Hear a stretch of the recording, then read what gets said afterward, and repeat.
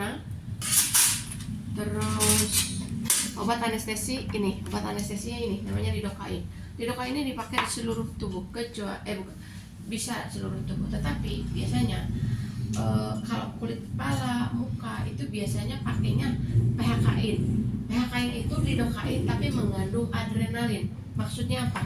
Karena di muka, di kepala itu pembuluh darahnya lebih banyak. Jadi makanya dokter biasanya disuntiknya pakai PHKin supaya apa? Supaya masuk kontriksi pembuluh darah sehingga darahnya nggak terlalu banyak. Sini di sini muka itu pakainya PHKin. Tapi kalau di UGD mah ada lidocaine. Nggak ada kalau di OKA mah udah selektif. Jadi biasanya kalau muka, ujung-ujung jari biasanya pakai dulu PHKin. Nggak lidocaine. Kalau lidocaine mana aja. Terus berapa banyak kebutuhannya tergantung luka. Kalau lukanya besar ya pasti lebih banyak. Kalau lukanya kecil cuma angkat kutil setengah cc juga cukup gitu. Nih, terus ini gunting hekting. Kalau gunting hekting mah sebenarnya terpisah, tapi nggak apa-apa kita satuin aja di sini. Terus sepet nih 3 cc. Terus duk bolong steril sini. Ini duk bolong steril berarti masuk sini ya, namanya steril. Ini kasa steril. Terus sudah. Nah, betadine. Ini betadine, terus NaCl, bengkok. Ini Hipapik. Bagusnya pakai Hipapik kalau untuk yang pertama ya. Masuk ini. Tadi itunya nggak ada. Bahan-bahan yang tadi kan yang steril, bahan-bahan yang tidak sterilnya ada Hipapik, NaCl. Maksudnya NaCl ya steril, cuma maksudnya dalam wadahnya dan wadah yang ini gitu. Terus betadine 1 buah bengkok. Nih, dah lanjut. Terus tahap kerjanya ucapan salam jelaskan pada pasien tentang tindakannya. Iya ternyata. Jelaskan, beritahu pasien dan keluarga tentang luka yang jahit. Terus beritahu pasien dan keluarga untuk tindakan akan dilakukan untuk mengisi formulir persetujuan. Terus siapkan, dekatkan alat. Nah, setelah itu atur posisi pasien dalam posisi nyaman.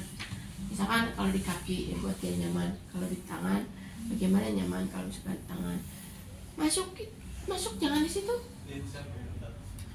Terus cuci tangan dan pakai sarung tangan ya. Tapi sebelum kita pakai sarung tangan, kita setelah cuci tangan kita buka dulu ininya ya. Satu, buka dulu ampul. Kedua, ini masukkan dulu ke tempat steril. Kalau sini ada kuliah nggak? Enggak ibu. Ada. Halo. Jam berapa? Jam 1. Oh, jam 1. Berarti habis ini Pulang. reda dulu. Iya. Ya. Nah, aduh, iya. Nah, setelah itu ini tuh cuci tangan, bersihkan luka. Nah, kita pakai sarung tangan dulu. Pakai sarung tangan sebelah aja dulu ya. Kalau kita kerjanya sendiri. Soalnya harus steril.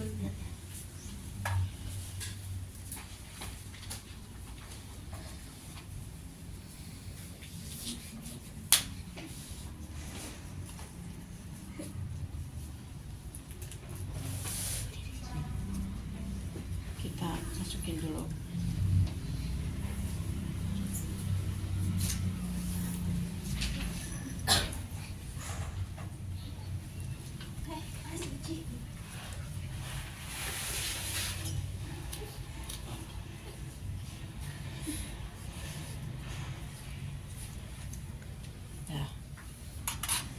Lalu setelah itu kita akan cuci luka dulu. Kalau misalnya kita sendiri, ini misalkan tangan ya, simpan tangannya di bawah bengkok. Biasanya kalau anestesi lokal ya pasiennya sadar kan, jadi pasien Pak angkat dulu tangannya, angkat, misalkan cuci lukanya, bersihkan, bersihin, ya. Terus kalau sudah bersih, keringkan pakai kasa. Terus pakai betadine. Betadinnya sudah dituangkan ke sini, ke tempat steril. Ketika lukanya di sini, kita misalkan di sini, ya. Oh, jadi dalam keluar. Ya, melebar. Kalau di Oka mah kurang lebih 30 cm. Gede. Jadi tergantung lah ininya, tapi paling enggak 15 cm dari area. Ya. Dah. Setelah itu sudah di betadine, baru kita lakukan anestesi, tapi kita pakai sarung tangan dulu aja. Nah, ini mah dulu. Triple.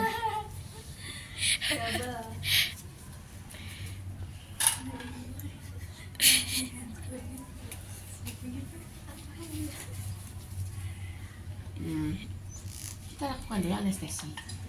Nih, misalkan lukanya yang ini ya, kita suntik dulu.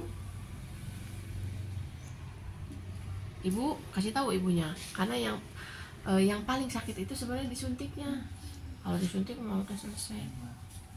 Suntik aspirasi dulu. Nah, kalau tidak ada darah, masukkan sambil ini ditarik. Jadi didorong obatnya sambil jarumnya ditarik keluar. Jadi kan tadinya ujungnya sampai sini. Masukin obat, ditarik sampai keluar.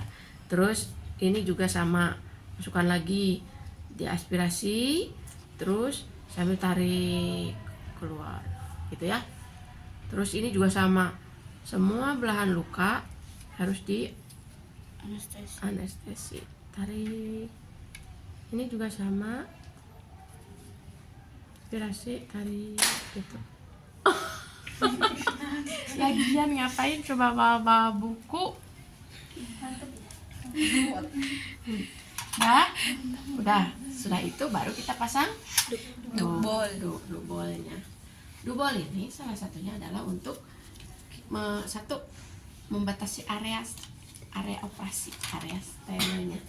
Jadi ini yang punya kita ini steril semua ini. Jadi enak ketika kita misalkan jarum ini kan benang ini kan panjang ya. Nah, lihat, benang ini panjang, itu bisa ngagapui ka mana wae.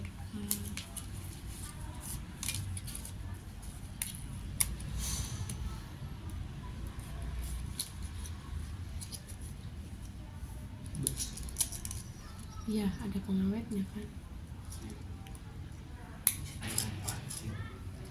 Tuh.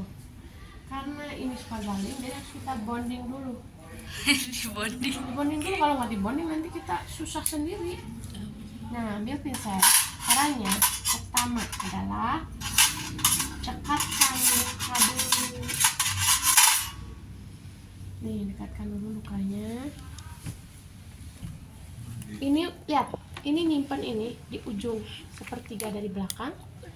Terus lihat cara pegangnya, masuk sini satu, ini dua pegangan sini, ya, lihat, biar nggak sulit.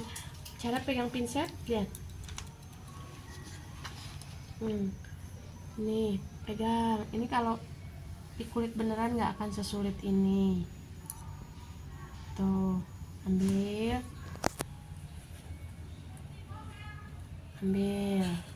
ya.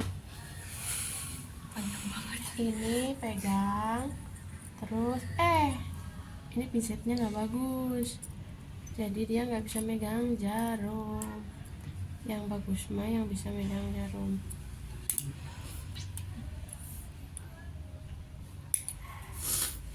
Terus kita ini lagi, tuh.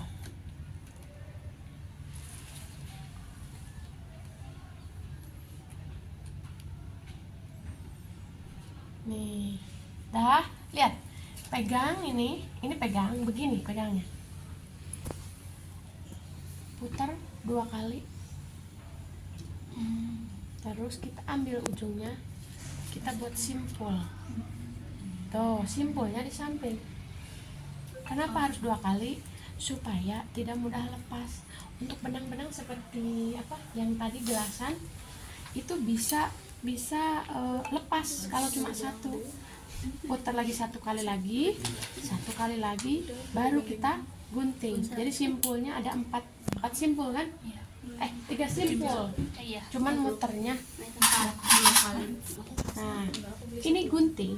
Gunting ini ada 2 sisi. Ada yang gede, ada yang kecil. Kalau kita mau panjang, maka guntingnya yang gede. Miringkan. Kalau mau yang pendek, tinggal gini, miringkan. Pendek, akan pendek hasilnya. Di dalam itu biasanya pendek.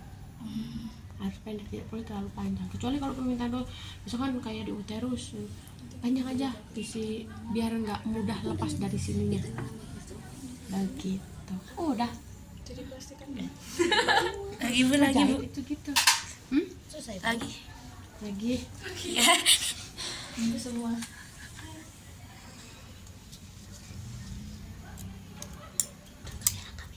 Tuh harusnya ini tuh bisa.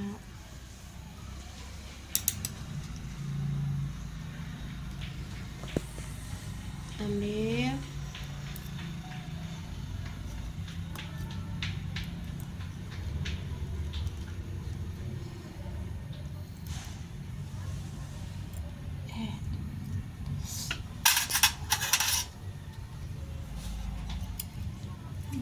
Enakan pakai ini. Cuman ini kalau jepit jaringan susah kalau kulit. Kalau untuk otot gampang, kali ini traumatis. Kalau kulit makan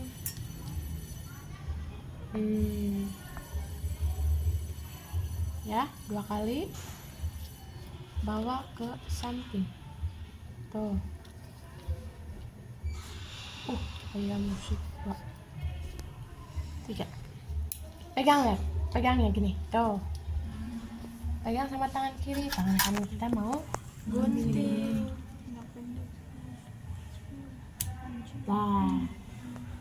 Dah itu gunting ya. Sebenarnya ada macam-macam, tapi ini robek kalau ibu macam-macamin Ya itunya. Nah, sekarang kalau kita mau uphefting, nah kan ini udah dijahit, udah selesai. Terus kita bersihkan dulu. Ini pakai NaCl, harusnya ada 2 ya komnya. NaCl kita tutup dulu. Udah ditutup. Terus bersihkan luarnya. Area luarnya kan pasti banyak darah. Bersihkan pakai NaCl ya.